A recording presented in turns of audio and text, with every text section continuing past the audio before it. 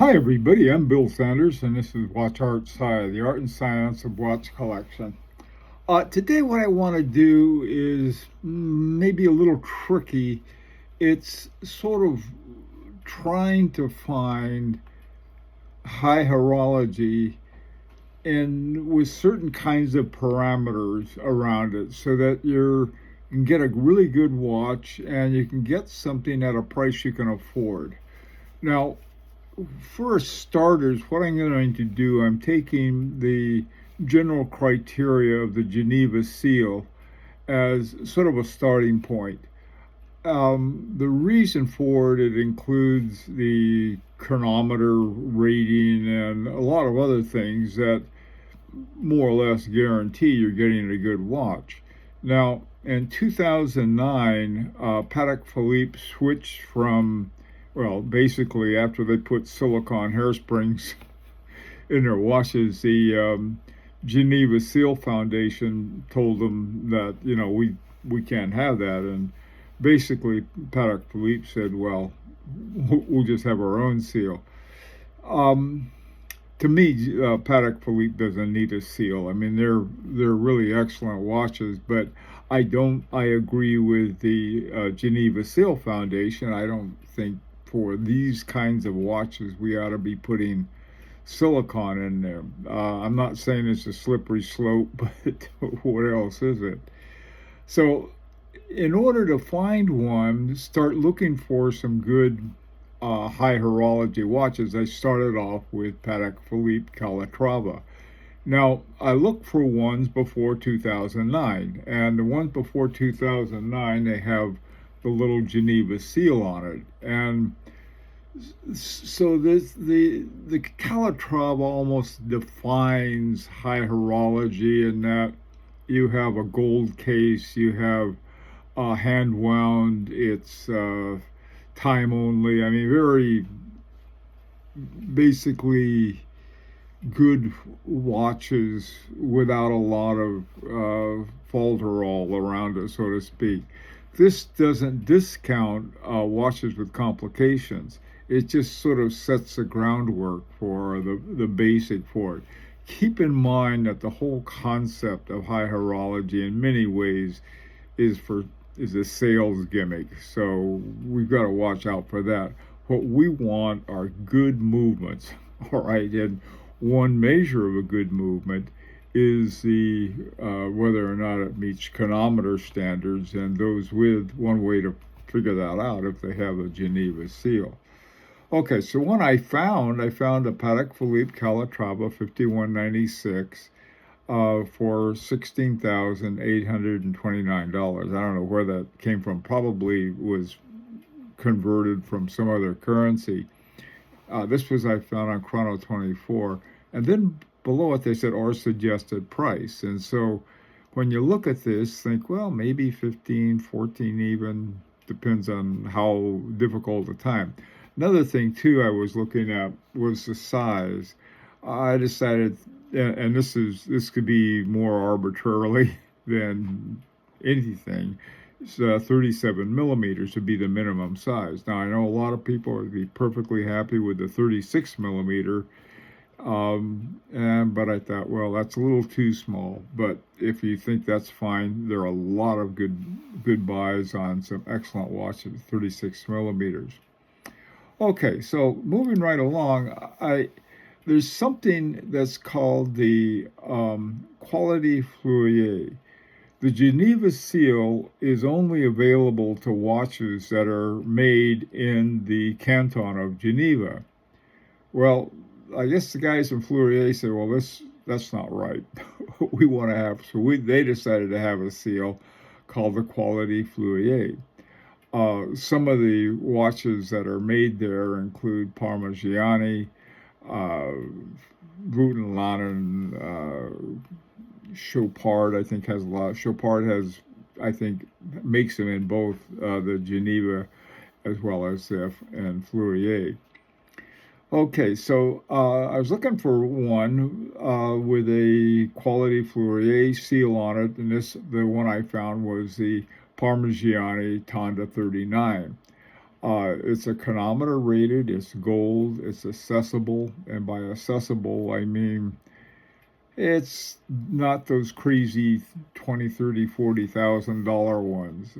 15,000 is not cheap. I realize that. Again, this is another one that R suggested. Sometimes you can find Parmigiani QFs that somebody wasn't paying attention to the price, and you get even better prices on that. But to me, it's a wonderful watch. On the back, it has the rotor in gold with the barley corn guilloche on it. So this is another thing you can look for is the quality Fleurier. And again, we're trying to find watches that have the quality of high horology, but that are accessible, and by accessible, they're more affordable is what I mean. Now, moving along, one I found, a company that I've always liked is a German company called Moritz Grossmann. And the problem with Moritz Grossmann for me was I couldn't afford it. Their watches tended to be in the mid 20s, 30s, $40,000 range. And so I thought, well, one strategy I've used a lot of different times is to find a watch that's been discontinued, but has all of the other things that I like about watches. Now, Moritz Grossmann has wonderful movements. The caliber 201.0 is, I think, would be their attempt for a simpler one. And in a lot of ways, in terms of the plates and some of the other things on it, but it's very clean finishing that they have on it. So it's not as fancy as some of them with lots of engraving. But the main thing is that when we talk about horology, high horology or low horology, we're talking about a movement. Well, I found this one called the Autumn Pure H.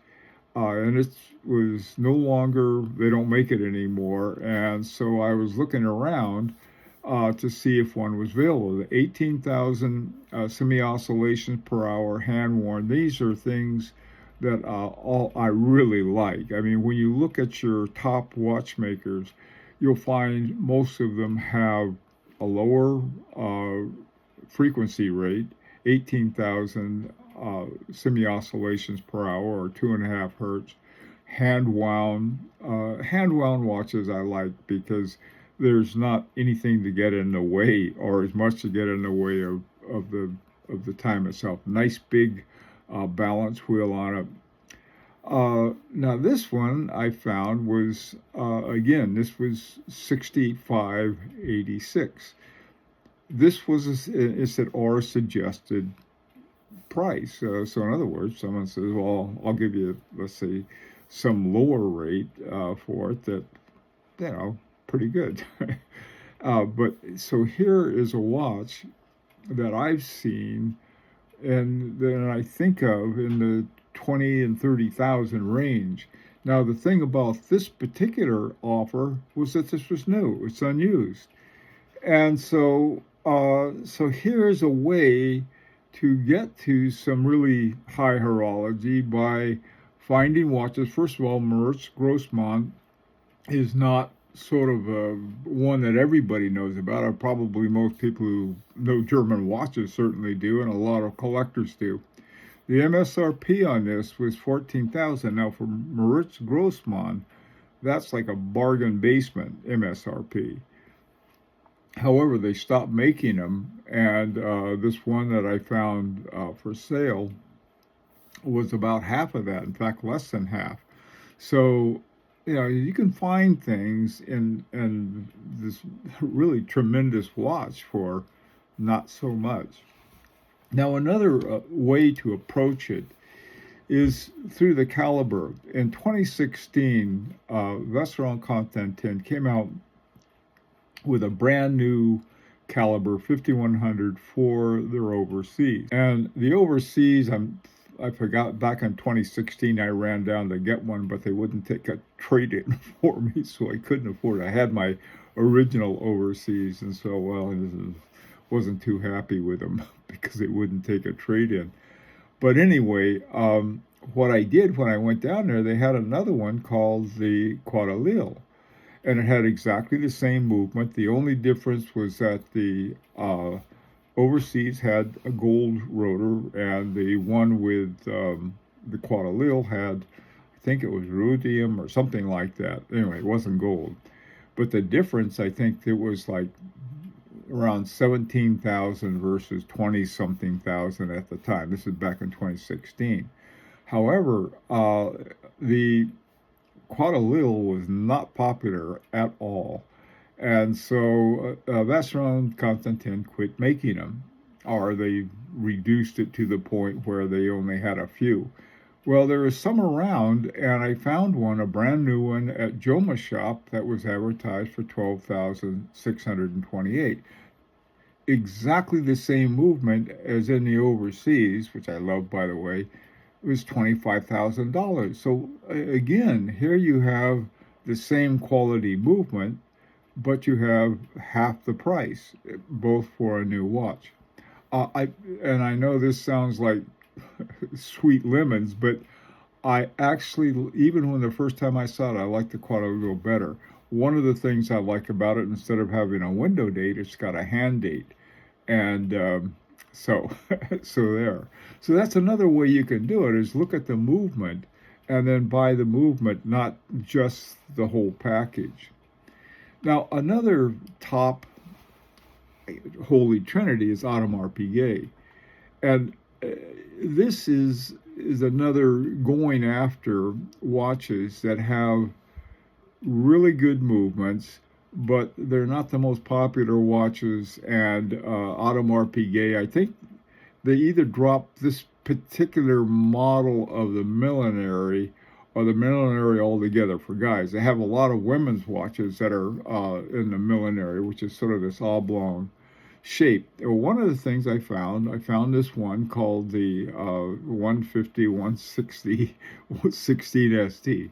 That's the reference number of the millenary. And it has a caliber 22-25, which is exactly the same caliber that you find in the Royal Oak, which is madly and massively popular. So this is another way to get into high horology that is something that's more accessible. 5,068, and again, or suggested. So you might want to suggest something in the 4,000s. Okay, finally, one of my favorite watch companies is H. Moser and Compagnie. And they're sort of an interesting, some time back, I bought a couple different H. Mosers. One I got is the Endeavor, and I think it was called a Monard, was what this one was called. And it's rose gold with a chocolate dial to it, hand wound, 7 days, 18,000 semi-oscillations per hour. So I got a very good buy on it too, brand new. Well, I found another one. This one is also brand new. Now, the MSRP on these watches was, I think, around 25,000. But what Moser did, they started going into a lot of different kinds of versions of it, and more or less dropped the early ones. This one, they had one called a Monard and something else. Terrible names, in my opinion, but they changed it to Endeavor, and then I think the other one is Endeavor Small Second. So this is a center second, and this one has a big date on it. It's caliber 342. It's almost identical to mine. Mine's caliber 343. And they have a power reserve indicator on the back, and they're 7-day hand-wound watch. It's a great one. Now, this one was suggested, again, this is not suggested, but it's sort of, or you're suggested, This one was listed as 14,500. You might be able to get a better price on that. Here you have, again, you have 18,000 semi-oscillation per hour, 7-day hand wound double barrel in rose gold, 41 millimeters. Okay, 14,500. Not cheap, but not what they cost today. Go take a look at the H. Moser. Now, what H. Moser did was that they came out with a number of much more affordable watches, and these were in steel and with an automatic movement. People like automatic movements a lot more. This one is called the Pioneer Center Seconds Arctic Blue, and they have a number of different colors. One of my favorites is called Mad Red. I like that a lot. But here again, you have something that is high horology, but not in the traditional sense. You have both of these watches have a Straumann hairspring and balance wheel, which is, to me, in my opinion, the very best. You'll find those in MB&F watches and Carré and Lannon watches as well. Anyway, I'd like to hear some strategies you might have and thoughts you might have about high horology watches and how to go about finding ones that have two features. One, you like them, and the other one is they're affordable, accessible. Like to hear from you. Let me know what you think. And until next time, this is Bill Sanders for Watch Art Sci, the art and science of watch collection. This is an opportunity to subscribe if you like to.